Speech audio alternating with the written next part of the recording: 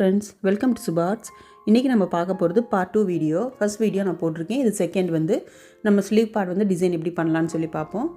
இப்போ இதில் வந்து பாருங்கள், அழகழகாக ஃப்ளார்ஸ் வந்து நான் வந்து ஆல்ரெடி ட்ரேசிங் பண்ணி வச்சுருக்கேன். இதில் நடுவில் வந்து பெரிய ஸ்டோன் வைக்கிற மாதிரி வரும்.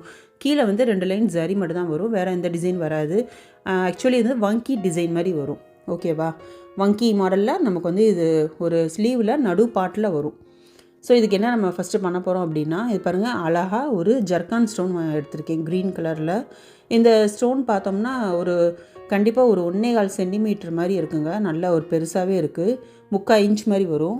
இந்த அளவில் இருக்க ஒரு ஜர்கான் ஸ்டோன் எடுத்திருக்கேன். இதுக்கு வந்து மேலே 2 ஹோல் இருக்கும், கீழே 2 ஹோல் இருக்கும். இதை வச்சு நம்ம ஏற்கனவே நிறைய ஸ்டோன்ஸ் நான் தச்சுருக்கேன் இல்லையா? ஸோ சேம் அதே மெத்தடு தான். கீழேருந்து நான் நூல் எடுக்கிறேன். நம்ம ஜர்தோசிக்கு யூஸ் பண்ணுவோம் இல்லையா, நம்பர் 5, அந்த நீடில் தான். ஃபஸ்ட்டு கீழே இருக்க 2 ஹோலில் நான் இந்த மாதிரி விட்டுட்டு அப்படியே ஆப்போசிட் சைடில் குத்திக்கோங்க. ஸ்டோன் நல்லா பிடிச்சிட்டு குத்துங்க. திருப்பி எகைன் எந்த பக்கம் நீங்கள் விட்டீங்களோ அந்த பக்கத்துலேயே இருந்து விடுங்க. இப்போ பாருங்கள், இப்போ லெஃப்ட் டு ரைட் நான் விட்டால் லெஃப்ட் டு ரைட்டே நீங்கள் விடுங்க. அந்த மாதிரி விட்டால் தான் நமக்கு நல்லா அது ஸ்டிஃபாக நிற்கும். இந்த மாதிரி இன்னொரு தடவை விட்டுக்கலாம். ஏன்னா ஸ்டோன் வந்து பெரிய ஸ்டோன் இல்லையா? ஸோ இந்த மாதிரி பெரிய ஸ்டோனுக்கெலாம் எல்லாமே நல்லா ஒரு 2-3 தடவை நீங்கள் நல்லா ஸ்டிச் பண்ணிவிட்டு லைட்டாக நம்ம வந்து க்ளூ போட்டு அப்ளை பண்ணிட்டோம் அப்படின்னா நல்லா ஸ்டிஃபாக நின்றுக்கிறோம்.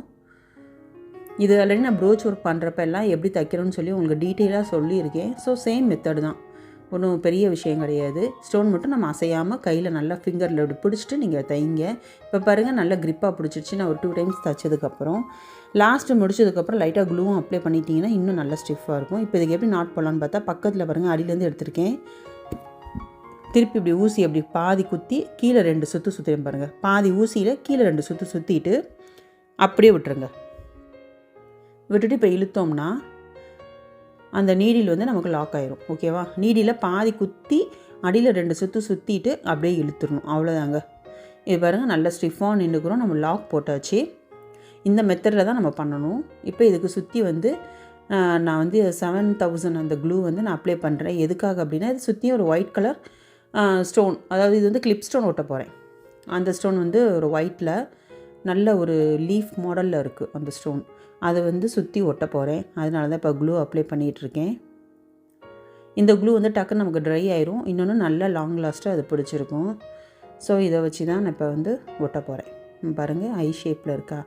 லீஃப்னு சொல்லலாம், ஐ ஷேப்புன்னு சொல்லுவாங்க. இது அந்த ஷேப்பில் இருக்க ஸ்டோனு இந்த மாதிரி. ஓகே, இந்த பக்கம் 2, நடுவில் 1, அதாவது ஒரு லீஃப் ஷேப் வர்ற மாதிரி. இந்த சைடுனா அந்த சைடுனா நடுவில் ஒரு ஸ்டோனு. ஸோ 3 ஸ்டோன், ஒரு சைடும் 3 ஸ்டோன் இந்த மாதிரி ஒட்டிக்கணும்.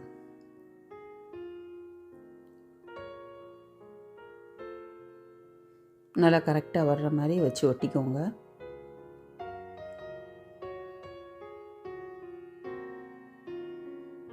உங்களுக்கு ஸ்டோன் வேணாம் அப்படின்னு நினச்சிங்கன்னா நீங்கள் அழகாக குட்டி குட்டியாக கட் பண்ணி நம்ம வந்து கட் பீட்லேயே நம்ம லீஃப் மாதிரி போடலாம். அப்படி இல்லைன்னா நம்ம ஜர்தோசி ஒர்க்கும் பண்ணிக்கலாம். ஒவ்வொருத்தவங்க ஒவ்வொரு மாதிரி அவங்க சாரிக்கு ஏற்ற மாதிரி அந்த மாதிரி டிசைன் பண்ணிக்கோங்க. இது வந்து என்னோடய கிளைண்ட் வந்து ஒரு மாடலை காட்டி எனக்கு சேம் வேணும், கொஞ்சம் கூட மாறிடக்கூடாதுன்னு சொல்லி கொடுத்தாங்க. ஸோ அதே மாதிரி நான் உங்களுக்கு செஞ்சு கொடுக்கணும்னு சொல்லி இதை ட்ரை பண்ணேன். இப்போ இந்த ஸ்டோன் நல்லா காஞ்சிருச்சு. ஒரு 1/2 hour காய விட்டுட்டு இப்போ இந்த சுற்றி இருக்குது பார்த்தீங்களா, கொம்பு மாதிரி வரைஞ்சிருக்கேன்ல, இதுக்கு ஃபுல்லாகவே கட் பீடு, நல்ல கோல்டு கலர் கட் பீடு வச்சு அந்த கொம்பை மட்டும் போட்டுட்டு, கொம்போட எண்டிங்கில் வந்து பார்த்திங்கன்னா ஒரு 4 mm க்ரீன் கலர் ஒரு பீடும் ஒரு குட்டி சுகர் பீடும் வச்சு அதை ஃபினிஷ் பண்ணி அங்கங்கே வச்சு ஒரு நாட் போட்டுக்கோங்க. அப்போ தான் அது கரெக்டாக வரும். அந்த எட்ஜ் ஃபுல்லாகவே இந்த சாரீ, இந்த ப்ளவுஸோட க்ரீன் கலரில் ஒரு 4 mm பீடு வச்சு அதோட பக்கத்தில் ஒரு குட்டி கோல்டு சுகர் பீடும் வச்சு ஃபினிஷ் பண்ணிக்கிறேன். இந்த மாதிரி தைச்சிட்டு ஒரு க்ரீன் பீடு ஒரு சுகர் பீடு வச்சு இதுக்கு லாக் பண்ணி இதை கம்ப்ளீட் பண்ணிக்குவோம். இப்போ இந்த நடுவில் ஒரு குட்டி ஒரு கொம்பு மாதிரி வருது இல்லையா, இதுக்கும் அதே தான். இந்த கொம்புகளுக்கு எல்லாமே வந்து ஃபுல் அண்ட் ஃபுல் நம்ம வந்து கட் பீடு தான் வரும். எல்லாம் கம்ப்ளீட் பண்ணிவிட்டு உங்களுக்கு நான் காட்டுறேன் பாருங்கள் எப்படி இருக்குன்னு. இப்போ இது ஃபுல்லாக இதுதான் வரும். அங்கங்கே ஸ்டோன் ஒட்டியிருக்கேன் பாருங்கள். எல்லாமே கம்ப்ளீட் பண்ணோன்னு பார்ப்போம். இப்போ ஃபுல்லாக கம்ப்ளீட் பண்ணியாச்சு. எல்லா இடத்துலையும் பார்த்தோம்னா கட் பீடு தான். அங்கங்கே நான் வந்து க்ரீன் கலர் பேர்ல் பீடு கொடுத்துருக்கேன். அங்கங்கே பாருங்கள் ஒரு குட்டி குட்டி பேர்ல் பீடு 3 வச்சு தைச்சிருக்கேன். நடுவில் அந்த ஜர்கான் ஸ்டோனும் ஒட்டியிருக்கேன். இப்போ நார்மல் நீடில் திருப்பி அதே மாதிரி எடுத்துகிட்டு ஊசியில், அதாவது ஹேங்கிங் மெத்தடு, கீழே வந்து ஹேங்கிங் அவங்க கேட்டிருந்தாங்க. ஸோ இந்த ஹேங்கிங் வந்து நான் ட்ராப் பண்ணியிருக்கேன் பாருங்கள். இந்த வளைவில் தான் ஹேங்கிங். என்ன பண்ணுறேன்னா ஃபஸ்ட்டு 1 2 3 சுகர் பீடு, ஒரு க்ரீன் கலர் 4 mm பீடு, அதுக்கப்புறம் நல்ல ஒரு கிறிஸ்டல் கோல்டு பீடு, அப்புறம் ஒரு சுகர் பீடு. இந்த மாதிரி எல்லாத்தையும் கோர்த்துக்கிறேன். கோர்த்துட்டு சுகர் பீடை மட்டும் தள்ளிட்டு மறுபடியும் ரிவர்ஸில் எங்கேருந்து நம்ம எடுத்தோமோ அங்கேயே நான் குத்தி அடியில் கொண்டு போயிடுறேன். ஹேங்கிங் நிறைய நான் சொல்லி கொடுத்துருக்கேன் உங்களுக்கு. பழைய வீடியோஸ் எல்லாமே இருக்கும். தெரியாதவங்க இப்போ இதில் கூட பார்த்து தெரிஞ்சுக்கோங்க. ஹேங்கிங்கிறது வந்து ரொம்ப டைட்டாகவும் இழுத்துடக்கூடாது. அதே தடவை சேம் என்னென்னா நமக்கு வந்து லூஸாகவும் விட்டுறக்கூடாது. இப்போ மறுபடியும் எடுத்திருக்கேன். கீழே இருந்து பாருங்கள், டைட்டாக இழுத்து அப்படி தூக்கிக்கிட்டு நிற்கும். ஸோ டைட்டாக நீ இழுக்கக்கூடாது. லைட்டாக எடுத்துகிட்டு எகைன் 1 2 3 சுகர் பீடு, அதுக்கப்புறம் ஒரு 4 mm க்ரீன் பீடு, அப்புறம் ஒரு கிறிஸ்டல் பீடு, மறுபடியும் ஒரு சுகர் பீடு. லாஸ்ட்டு ஃபைனலாக எப்பயும் வைக்கிறது ஒரு சுகர் பீடு வச்சு கம்ப்ளீட் பண்ணணும்.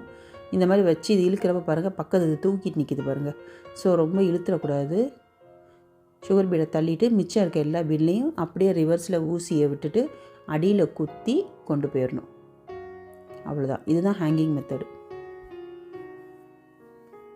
அந்த லைன் இருக்குது பார்த்தீங்களா, அந்த லைன் ஃபுல்லாகவே ஹேங்கிங்ஸ் தான் வரும். ஃபுல்லாகவே கம்ப்ளீட்டாக நல்லாயிருக்கும். பார்க்க அழகாக ஒரு நல்லா நெருக்கமாக நம்ம வச்சு தைக்கிறப்ப ரொம்ப அழகாக இருக்கும். இதை நான் வந்து ரொம்ப இன்னும் நான் மார்க் பண்ணலை. அப்படியே ஒரு மதிப்பாகவே நான் குத்தி குத்தி எடுக்கிறேன். உங்களுக்கு வேணால் ஒரு அரை சென்டிமீட்டர்னால் நீங்கள் மார்க் பண்ணிக்கோங்க. நல்லா நெருக்கமாக வேணால் 1/2 சென்டிமீட்டர், இல்லைனா கொஞ்சம் 1 சென்டிமீட்டர் அந்த மாதிரி நீங்கள் வச்சு மார்க் பண்ணிவிட்டு கூட நீங்கள் இதை ட்ரா பண்ணதுக்கப்புறம் நீங்கள் ஹேங்கிங் பண்ணலாம். சேம் அதே மாதிரி மறுபடியும் அடுத்த ஒரு ஹேங்கிங் பண்ணுறேன். 3 சுகர் பீடு, ஒரு 4 mm க்ரீன் பீடு, அப்புறம் ஒரு கிறிஸ்டல் பீடு. கிறிஸ்டல் பீடு வந்து திலகம் ஷேப்பில் இருக்கும். அதுக்கப்புறம் ஃபைனலாக ஒரு சுகர் பீடு வச்சுட்டு ஃபுல்லாக தள்ளிட்டு சுகர் பீடை மட்டும் விட்டுட்டு மீதி இருக்க எல்லா பீட்லேயும் ரிவர்ஸில் எப்படி விடணும். விட்டுட்டு நம்ம எங்கேருந்து கீழேருந்து கொண்டு வந்தோமோ அங்கேயே மறுபடியும் கீழே குத்திடணும். இப்படி குத்திட்டு ஊசியை கீழே இழுத்துடணும்.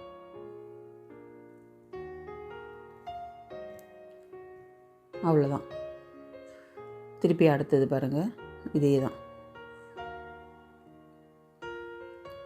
இழுக்கிறப்ப மட்டும் பார்த்து இழுங்க, ஃபோர்ஸாக இழுத்துறாதீங்க. இழுத்திங்கன்னா நான் போட்டிருக்க அந்த பீடு வந்து தூக்கிட்டு நிற்கும். நான் திரும்பவும் சொல்கிறேன், மெதுவாக இழுங்க. அப்போ நம்ம எல்லாம் முடிச்சதுக்கப்புறம் லாஸ்ட்டு பார்த்தோம்னா சிலது தூக்கிட்டு இருக்கும். ஸோ ஹேங்கிங்கிறது வந்து நல்லா தொங்குனா தானே அழகாக இருக்கும், ஃப்ளெக்சிபிளாக இருக்கணும். அதனால் ரொம்ப இழுத்துறாதீங்க. இந்த மாதிரி கொஞ்சம் கொஞ்சம் மேலே மேலே ஏறும். அது அப்படியே வளைவு மாதிரி வருதா, அந்த வளைவில் அப்படியே எங்கே நம்ம ட்ரா பண்ணியிருக்கோமோ அந்த இடத்துல அப்படியே குத்தி குத்தி அதே மாதிரி இந்த சைடும் வரும். சேம் தான்.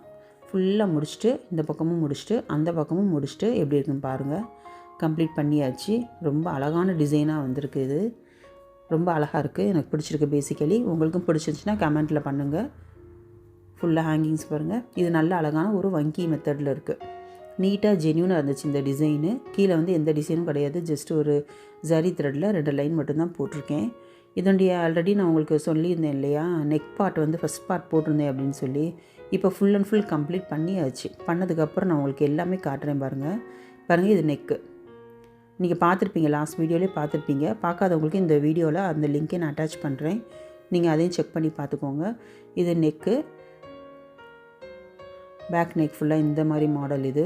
இது வேறு டிசைனாக இருக்கும். ஃபுல்லாக நம்ம ஸ்லீவ் பார்ட் இப்போ பார்த்துருக்கோம்.